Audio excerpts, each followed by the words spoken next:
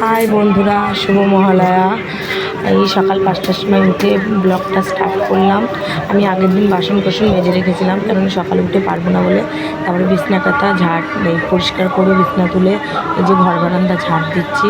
Actually আমাদের বারান্দা নেই, আমাদের শুধু ঘরে ঝাড় দিয়ে এই যে আমার বর, আমরা সকালবেলায় রেডি হয়ে গেলাম গঙ্গা স্নান যাবো বলে। দেখেন, ছেলে যায়নি, মেয়ে আমি আর ওর বাবা গেছি, গঙ্গা দিয়ে চলে এসেছি। দেখতেই পাচ্ছেন গঙ্গায় ভিড় বলে ফোনটা নিয়ে যেতে পারিনি, তাই আপনাদের দেখাতে পারিনি। তারপরে বাড়ি এসে পুজো দিলাম।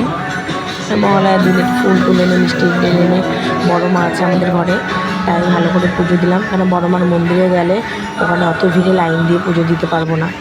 তারপরে মাদের আসার কথা ছিল, তাই রান্না করেছিলাম। কমপ্লিট মাছ করেছিলাম, আর এইগুলো আমার যা দিয়েছিল।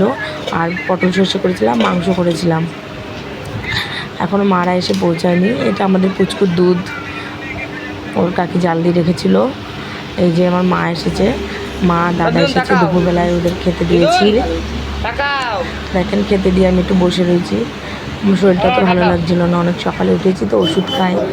এই যে মারা তবে চলে যাওয়ার পর আমরা বিকালে বেরিয়েছিলাম, একটু বেরিয়ে ছেলে মেয়ে বায়না করছিলো বাইরে খাবে বলে, তাই রেস্টুরেন্টে গেলাম। গিয়ে যে ছেলে মেয়ে বিরিয়ানি খাবে, তারপর যে বিরিয়ানি নাও বাবাকে বললো। ওর বাবা আবার বিরিয়ানি নিল, দুটো চিকেন চাটনি নিল, দুটো চিকেন পকোড়া নিয়েছিল, তাই খাচ্ছে। আমার ছেলে আবার দেখছে, আমার ছেলে আবার খুব সব দেখে দেখে খাবে। আর এই যে চিকেন পকোড়া দেখেন, চিকেন চাটও নিয়েছি দুটো,